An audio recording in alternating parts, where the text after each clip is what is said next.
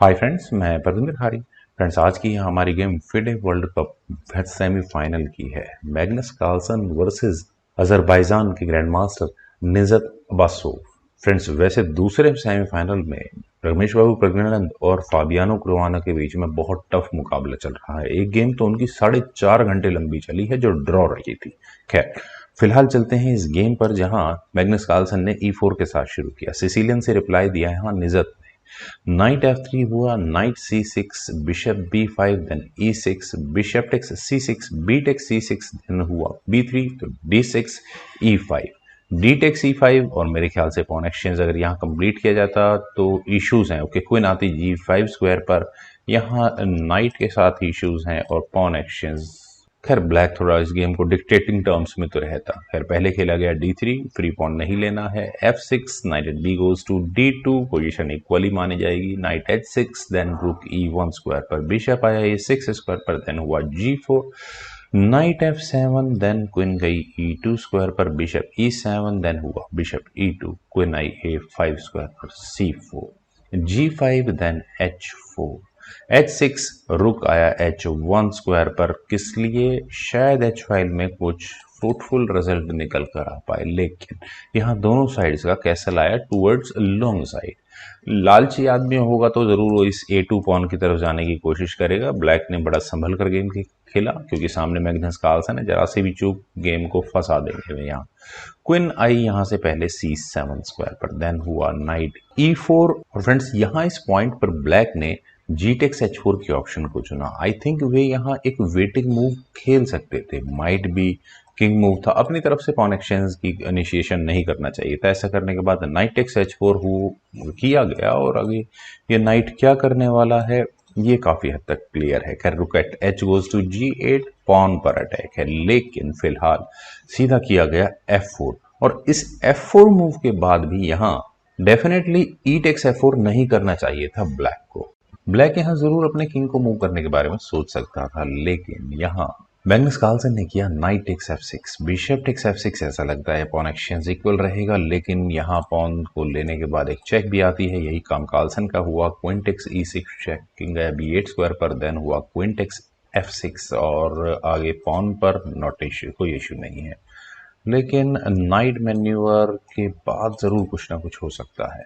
Bishop C8, pawn पर exactly है pressure यहाँ पर, लेकिन रुक गोज टू D1 और इरादा क्या है? इरादा है अपने रुक को 7th रैंक में ले जाकर यहाँ गेम को डोमिनेट या मैं कहूँगा नाइट को लेने का है। लेकिन पहले यहाँ निजत ने अपने रुक को D6 स्क्वायर पर ले जाकर क्वीन पर अटैक बनाया। क्वीन टेक्स F4, यहाँ पॉन की डिफेंस भी उससे ब्लॉक हो गई थी। खैर, रुक टेक्स G4, वापस क्वीन पर अटैक। नाइट के साथ कोई इश्यूज नहीं है। क्वीन गई E3 स्क्वायर पर, देन रुक आया E6 स्क्वायर पर, क्वीन को हटाना पड़ा D2 स्क्वायर पर। नाइट E5 और नाइट के E5 स्क्वायर पर आने के बाद रुक को प्रॉब्लम्स नजर आ गई होंगी। क्वीन गया C2 स्क्वायर पर, देन किंग B7, रुक E3, क्वीन आई E7 स्क्वायर पर। गेम में प्रेशर को बनाने की तो कोशिश है इस रुक पर, लेकिन नाइट F5 पहले क्वीन पर अटैक बना। क्वीन गई G5 स्क्वायर पर। फ्रेंड्स, यहाँ मेटेरियल एक्शंस को बहुत कॉम्प्लिकेटेड मेरी नज़र में निजत कर चुके हैं। अगर आप यहाँ देखें कि रुक कहाँ जाकर क्वीन को पिन करने वाला है वो भी इशू है। नाइट बचाएं या क्या इस गेम में करें, बहुत मुश्किल हो जाएगा। यहाँ पर कार्लसन ने पहले किया bishop takes E5, material actions के लिए गए तो रुक G2, क्वीन को पिन किया, रुक E2 से उसका डिफेंस हो गया। Rook takes E2, queen takes E2, then हुआ क्वीन टेक्स F5। बिशप को यहाँ लेने की तैयारी है। क्या वो यहाँ एक एक्स्ट्रा पीस जीत सकते हैं? बिल्कुल भी नहीं। कार्लसन ने कोई मौका ही नहीं दिया। उन्होंने यहाँ किया रुक H5, क्वीन गई F7 स्क्वायर पर। चलिए, बिशप पर फिलहाल डिफेंस है और मेरे ख्याल से यहाँ इस पॉइंट पर डेफिनेटली कार्लसन को रुक H1 ही चुनना चाहिए था। ये वो पॉइंट था जहां कार्लसन ने इस गेम में बहुत बड़ा ब्लंडर किया। उन्होंने अपनी क्वीन को H2 स्क्वायर पर प्लेस किया। ठीक है, बिशप पर डिफेंस को मेंटेन रखा है, क्वीन पर रुक पर भी डिफेंस मेंटेन हुआ है, लेकिन इस अपॉर्चुनिटी को निजत भांप पाए। निजत के लिए बेस्ट मूव यहाँ था क्वीन को F1 स्क्वायर पर लेकर जाना। अनफॉर्चुनेटली ना तो कार्लसन इस मूव को देख पाए, ना ही निजत। पहला ब्लंडर कार्लसन का आया और दूसरा निजत का आया। क्योंकि यहाँ से अगर ये क्वीन F1 स्क्वायर पर गई होती तो ब्लैक डेफिनेटली अपने रुक को G6 स्क्वायर पर ले जाकर क्या प्रॉब्लम्स क्रिएट करता वो नजर आ रहा है। व्हाइट के लिए फोर्स हो जाता क्वीन को D2 स्क्वायर पर लेकर जाना, उसके बाद रुक जैसे ही G6 स्क्वायर पर आता तो उसके बाद यहाँ रुक H2 होता, रुक G1 स्क्वायर पर जाता और चेकमेट कहाँ से हो रही होती या क्या हो रहा होता वो आप देख सकते हैं। तो बिशप B2, इसमें कोई दो राय नहीं होती कि ब्लैक इस गेम की टर्म्स को डिक्टेट कर रहा होता, लेकिन यहाँ निजत इस मूव को कंप्लीटली मिस कर गए। मैग्नस कार्लसन के सामने वे गेम को जीतने का एक जेन्युइन चांस खो चुके थे, रुक को G6 स्क्वायर पर ले जाकर। सोच रहे होंगे कि रुक टेक्स H6 किया जाएगा, रुक टेक्स H6 हो जाएगा, देन क्वीन टेक्स H6, लेकिन ऐसा हुआ नहीं। यहाँ हुआ बिशप F4, पॉन पर प्रेशर शायद और ज्यादा बढ़ाया या क्वीन की एंट्री नहीं होने देनी किसी तरह की चेक के लिए। खैर क्वीन तो G7 स्क्वायर पर भी जा सकती थी गेम में प्रॉब्लम्स को बढ़ाने के लिए, लेकिन उसके बाद हो जाता बिशप D2, फॉक नहीं लगने देते कार्लसन यहाँ से। रुक F6, बिशप पर प्रेशर को बढ़ाया गया है तो बिशप जाए E3 स्क्वायर पर, फर्दर आगे कोई प्रॉब्लम नहीं है, game is safe. Well bishop आया F5 स्क्वायर पर तो बिशप टेक्स C5 पॉन लिया गया, क्वीन आई G6 स्क्वायर पर, यहाँ D3 पॉन पर अटैक है तो किंग C3, पहले कोई चेक नहीं आने देनी है, उसके बाद देखेंगे जो भी कुछ होगा। और फ्रेंड्स इस पॉइंट पर यहाँ ए पॉन पुश जरूरी था ब्लैक के लिए। ऐसा मैं क्यों कह रहा हूं, क्योंकि यहाँ पहले खेला गया रुक E6 और रुक के E6 स्क्वायर पर आने के बाद आप यहाँ इस बिशप को देखिए, यहाँ पर definitely white bishop takes A7 के लिए जा सकता था। क्यों जा सकता था, क्योंकि यहाँ आपको ये चेकमेट आई डोंट थिंक, पता नहीं नजर आ रही है नहीं आ रही, यहाँ खेला जा सकता था। किंग टेक्स A7 फोर्स हो जाता है ब्लैक के लिए, क्वीन F2 चेक होता और यहाँ बिशप गंवाना पड़ जाता और डेफिनेटली दो पॉन्स की लीड यहाँ व्हाइट के लिए काफी होती। किंग A6 होता, देन क्वीन टेक्स F5। खैर चलते हैं गेम पर। यहाँ खेला गया रुक H4, ठीक है, कार्लसन भी बड़ा सेफ खेल रहे हैं मुझे ऐसा लग रहा है। बिशप आया G4 स्क्वायर पर।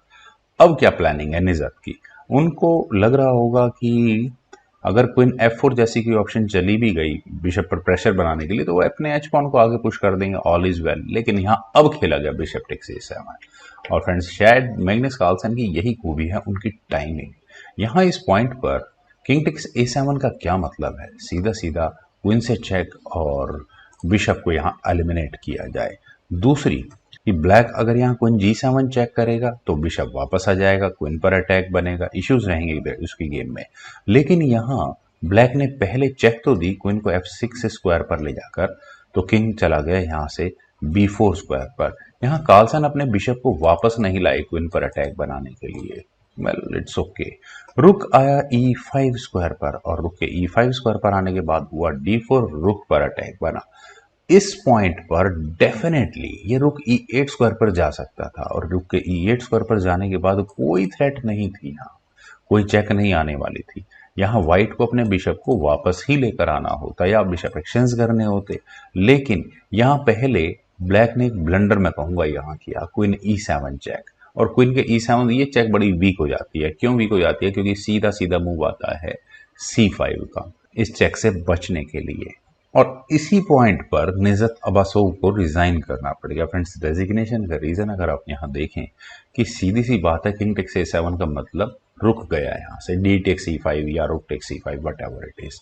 ऊपर से बिशप के साथ भी इश्यूज हैं, 4 पॉन 2 पॉन ब्लैक के पास है, 1 पॉन चलिए अगर आगे बढ़ भी गया तो भी बहुत ज्यादा इश्यूज होंगे नहीं यहाँ पर गेम में। दूसरी ऑप्शन जो मैं भी थोड़ी देर पहले कह रहा था कि अगर रुक को बचाया जाए इस बिशप की डिफेंस के लिए तो वो भी वर्क नहीं करने वाली।